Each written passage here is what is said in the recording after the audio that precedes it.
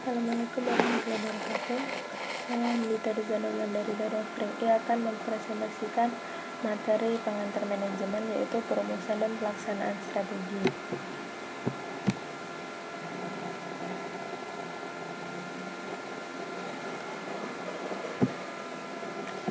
Baik, yang pertama di sini ada berpikir strategis.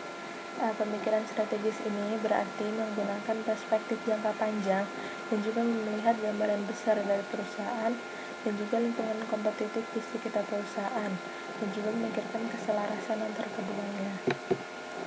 Di sini ada manajemen strategis, dibagi ada tujuan strategis, yaitu ada meliputi keunggulan bersaing, manfaatkan kompetensi dasar, membangun sinergi, dan juga memberikan nilai.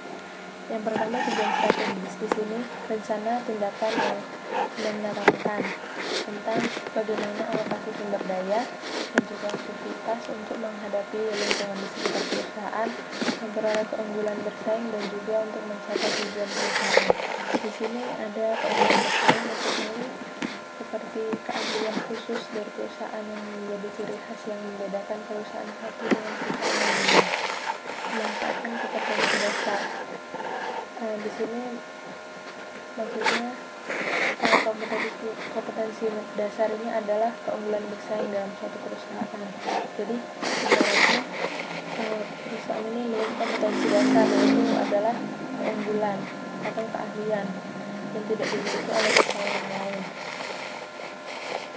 Yang ketiga ada membangun sinergi. Di sini membangun sinergi berarti bagaimana cara membangun kerjasama dalam upaya mencapai tujuan bersama. Lalu ada memberikan nilai. Di sini memberikan nilai ini seperti gabungan keuntungan yang nantinya akan diperoleh dan juga biaya-biaya yang alokasi biaya yang akan dikeluarkan. Baik, di sini ada 3 tingkatan strategi di perusahaan. Yang pertama, yang paling tinggi ada strategi tingkat perusahaan. Jadi di sini maksudnya gabungan bisnis antar perusahaan, dan di sini biasanya lebih ditekankan pada bisnis ini akan bergerak di bidang apa. Yang kedua ada strategi tingkat usaha. Bisa dilihat di sini strategi tingkat usaha ini jadi gabungan antara unit-unit bisnis. Contohnya ada unit produk konsumen, unit bioteknologi, dan juga ada unit medis. Di sini strategi ini lebih menekankan kepada bagaimana cara untuk bersaing antara unit bisnis yang ada. Yang terakhir ada strategi tingkat fungsi. Maksudnya ini strategi tingkat departemen-departemen, ada keuangan, litbang, produksi, dan juga pemasaran.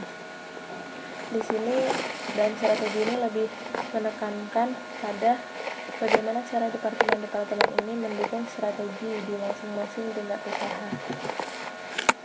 Proses manajemen strategis. Di sini ada perumusan versus pelaksanaan strategi.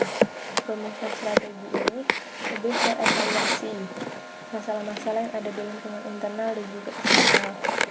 Pelaksanaan strategi di sini pengarahan alokasi sumber daya untuk mencapai tujuan organisasional. Analisis SWOT ini dengan menilai kekuatan, kelemahan, kesempatan, dan juga ancaman di sekitar perusahaan. Yang ketiga ada kekuatan dan kelemahan internal. Kekuatan ini seperti nilai plus, jadi sesuatu yang mendukung dan juga yang dapat dimanfaatkan perusahaan untuk mencapai tujuan. Kalau kelemahan ini seperti halnya minus, jadi karakteristik atau sesuatu yang menghambat dan juga membatasi kinerja perusahaan. Yang keempat ada kekuatan dan ancaman eksternal. Kekuatan di sini nilai plusnya sebuah lingkungan berpotensi untuk membantu perusahaan mencapai tujuan. Ancaman di sini seperti halnya kelemahan. Di sini adalah maksudnya lingkungan yang menghambat perusahaan untuk mencapai tujuan strategis. Merumuskan strategi tingkat usaha. Di sini ada 5 kekuatan kompetitif porter. Ada potensi pesaing baru, daya tawar pembeli, daya tawar pemasok, ancaman produk pengganti, dan juga persaingan antar kompetitor. Potensi pesaing baru di sini jadi potensi yang memungkinkan adanya untuk muncul pesaing baru. Jadi ada kesempatan-kesempatan kecil, dan itulah yang digunakan untuk pesaing baru muncul. Yang kedua ada daya tawar pembeli. Di sini untuk meningkatkan daya tawar pembeli bisa dengan cara memberikan info kepada pelanggan khususnya tentang produk-produk baru.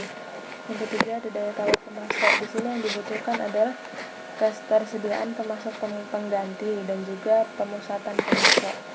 Yang keempat ancaman produk pengganti. Di sini sebenarnya produk ini selalu mengikuti perkembangan zaman, jadi selalu mengikuti apa kebutuhan masyarakat masa kini.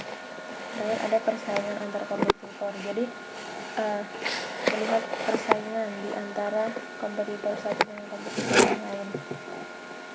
Tren baru di bidang strategi di sini terbagi dua, ada inovasi dari dalam, yaitu lebih sering dari pihak internal atau pihak manajer. Jadi di sini bagaimana cara manajer lebih memanfaatkan aset dan juga kemampuan dan kompetisi yang dimiliki.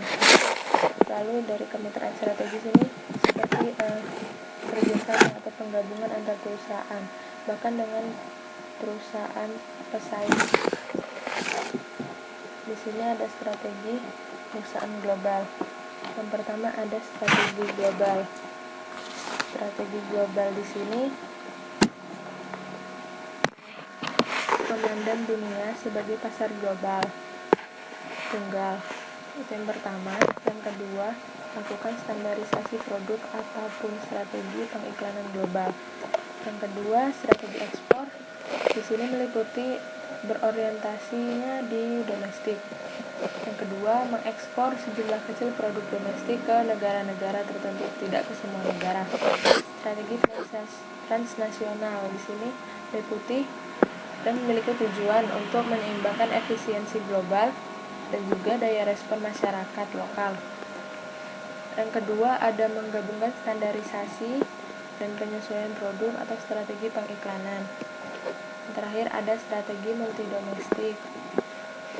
Di sini tugasnya untuk menangani pasar di setiap negara secara terpisah dan juga untuk menyesuaikan produk atau pengiklanan dengan selera dan juga kebutuhan lokal. Penerapan strategi. Di sini ada di bagian kepemimpinan. Dalam perusahaan di sini menggunakan persuasi.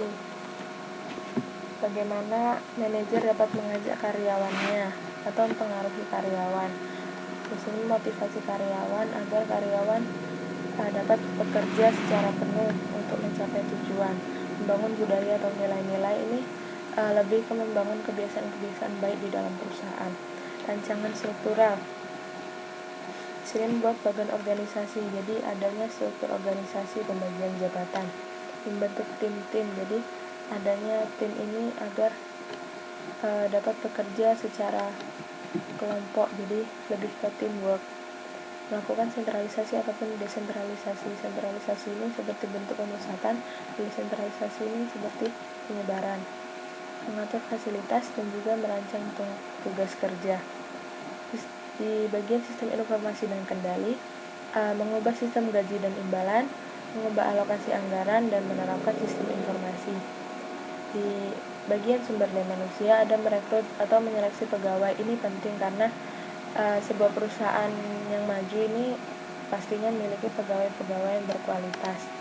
Mengelola perpindahan dan promosi pelatihan, dan juga mengatur pemecatan atau pemanggilan. Sekian presentasi dari saya, kurang lebih mohon maaf. Assalamualaikum warahmatullahi wabarakatuh.